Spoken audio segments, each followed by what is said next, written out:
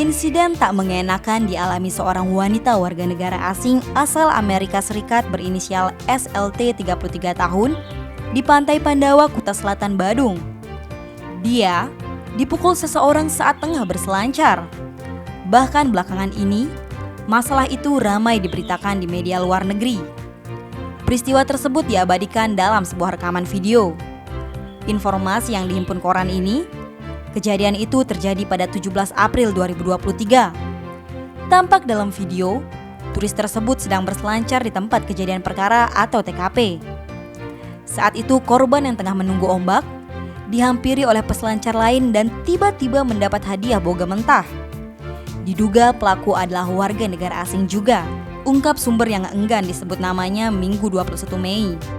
Alhasil pertikaian pecah.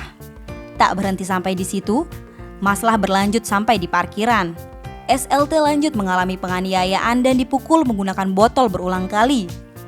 Bahkan ketika naik sepeda motor pun dia masih ditendang.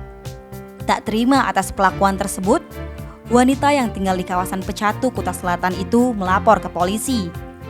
Kapolsek Kuta Selatan, Kompol Inyoman Karang Adiputra membenarkan adanya kejadian itu. Namun kasusnya disebut ditangani oleh Polresta Denpasar. Tim Bali Express melaporkan.